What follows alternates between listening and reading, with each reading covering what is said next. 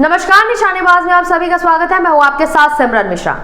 छत्तीसगढ़ के रायगढ़ जिले से बड़ी और सबसे चौंकाने वाली खबर सामने आई है। एक ओर प्रधानमंत्री नरेंद्र मोदी पर्यावरण संरक्षण का संदेश देने के लिए एक पेड़ मां के नाम पर लगा रहे हैं, तो दूसरी ओर उसी देश में उन्हीं पेड़ों को जड़ से उखाड़ा जा रहा है, और वो भी फर्जी दस्तावेज के सहारे। आज हम बात करेंगे अडानी समूह पर लगे गंभीर आरोपों की, जिसमें फर्जी ग्राम सभा, रातों रात फसल बर्बादी और किसानों की आजीविका छीनने की घटना शामिल है। रायगढ़ जिले के तमनार क्षेत्र में स्थित सराई टोला गांव से शुरू होता है ये विवाद, जहां महाजेनको परियोजना के लिए हजारों पेड़ काटे जा रहे हैं। लेकिन विरोध तब शुरू हुआ जब ग्रामीणों को पता चला कि पेड़ कटाई की मंजूरी जिस ग्राम सभा के फैसले के आधार पर दी गई है, वो ग्राम सभा कभी हुई ही नहीं। ग्रामीणों का आरोप है कि 8 अक्टूबर 2022 की तारीख में एक फर्जी ग्राम सभा दर्शाई गई, जिसमें ना कोई बैठक हुई, ना कोई अधिकारी मौजूद था। सिर्फ एक सचिव के दस्तखत और एक ऐसे व्यक्ति को अध्यक्ष दिखाया गया जो उस गांव का निवासी तक नहीं है।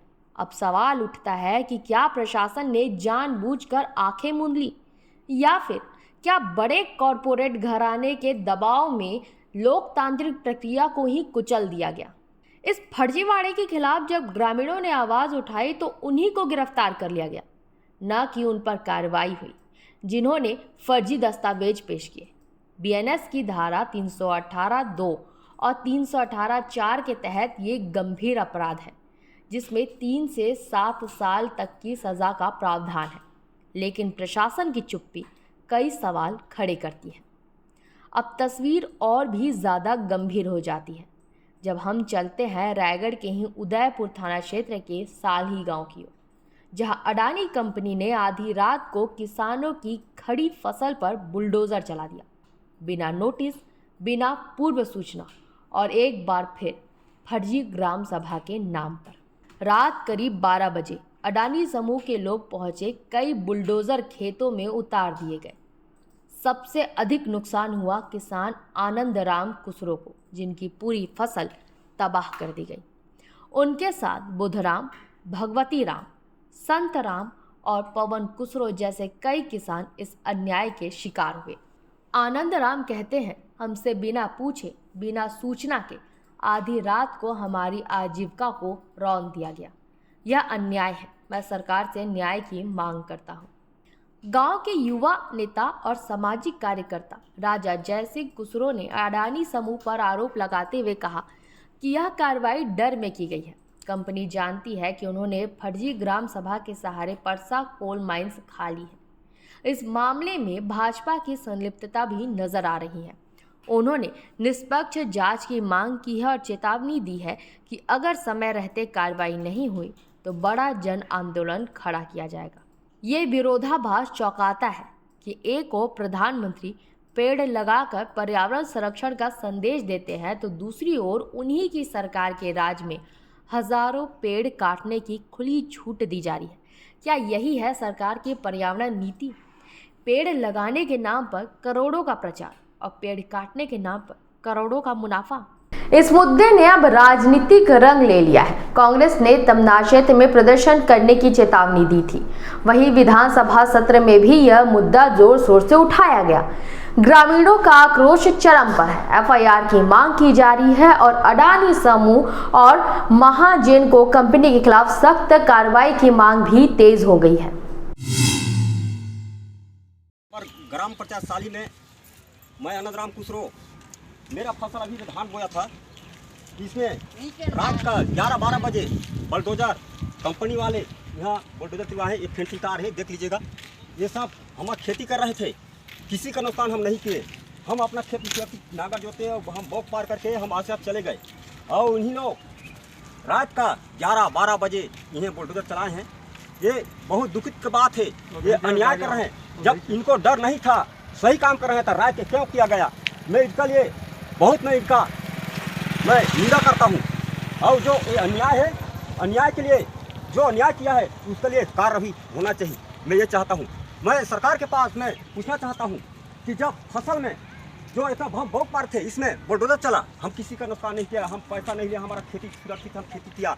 लेकिन जब ऐसा आज हो गया तो न्याय हमको मिलना चाहिए, अन्याय जो किया है उसके लिए कार्रवाई होना चाहिए। मैं ग्राम साली से आनंद राम कुशरो जी।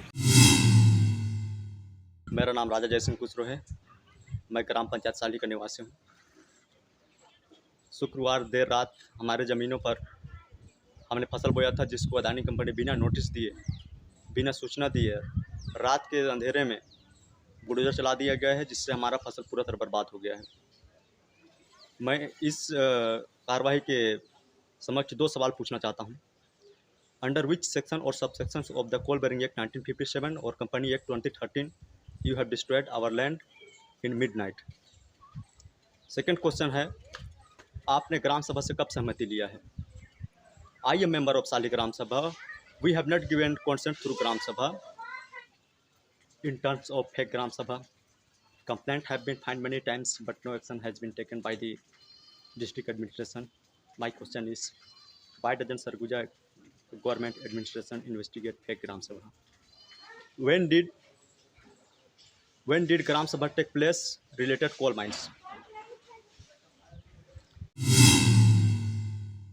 वहीं दुर्ग से एक बड़ी खबर सामने आ रही है, जहां भिलाई जामुल स्थित अडानी एसीसी सीमेंट प्लांट के बाहर सैकड़ों मजदूरों ने नारेबाजी करते हुए जमकर प्रदर्शन किया।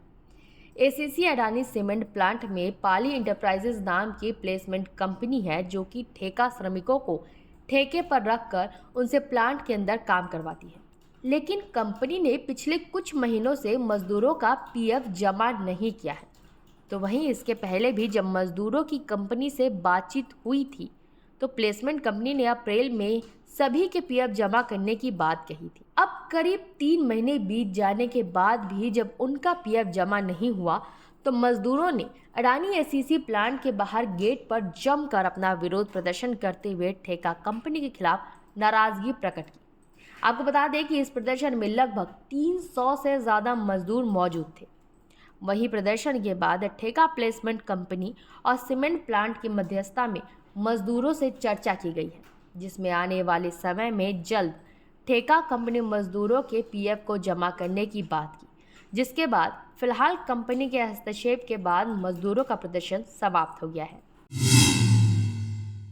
ये मामला है एसीसी कंपनी का है, जो जामुल में स्थित है, और ये पीएफ का मामला है। पॉल इंटरप्राइजेज नाम का ठेकेदार है, जिससे मैं खुद एक श्रमिक हूँ, मैं खुद उसमें काम करता हूँ।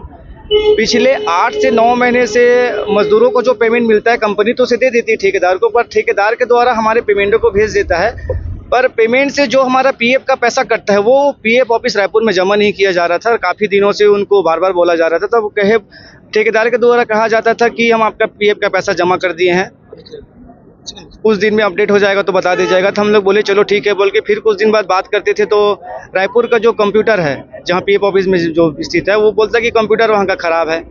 ऐसा बोलते बोलते 2-4 महीना और निकल गया। फिर बीच में प्रबंधक महोदय से भी बात हुई थी हमारी कि भाई 243 लोग हैं पोल एंटरप्राइजेस के अंदर जो काम करते हैं, उन मजदूरों का पीएफ का पैसा तो ठेकेदार के द्वारा काटा जा रहा है, पर पीएफ ऑफिस में जमा नहीं किया जा रहा है। तो प्रबंधक ने भी इनको संज्ञान में लिए और पॉल इंटरप्राइजेस को ठेकेदार को बुला के उनको समय भी दिया गया कि इतने दिनों के अंदर, और बात लिखित में हुई है कि 31 अप्रैल को मजदूरों का पीएफ का पैसा डाल दिया जाएगा। पर आज की डेट में भी पीएफ का पैसा डाला नहीं। इन्हीं सब बातों को लेके हम लोग सारी जो मजदूर हैं, वेतन मिल जाता, हाँ वेतन मिल जाता है। वेतन के लिए भी बात हुआ था, कभी कभी कुछ मजदूरों का वेतन लेट भी हो जाता था, उसमें भी लिखित में हुआ था कि वेतन भी आपको इतने तारीख तक भी दे दिया जाएगा। इस प्रदर्शन में काफी लोग हैं, 5 से 6 लोग जो जनरल पाली की ड्यूटी में हैं, वो सारे लोग यहाँ पे उपस्थित हैं। मैं धनंजय शर्मा, प्रगति से श्रीमती सिंह, छत्तीसगढ़ मुक्ति मोर्चा का एक आम मजदूर हूँ मैं। अब देखने वाली बात ये होगी कि क्या प्रशासन और सरकार इस फर्जीवाड़े पर चुप्पी तोड़ेगी। क्या जिनके हाथ में किसान की जमीन, फसल और भविष्य है वो जवाब देंगे, या फिर ये मामला भी हरियाली के प्रचार और मुनाफे की खुदाई के बीच कहीं दब जाएगा। इस खबर से जुड़ी हर अपडेट के लिए बने रहे निशानेबाज के साथ। नमस्कार।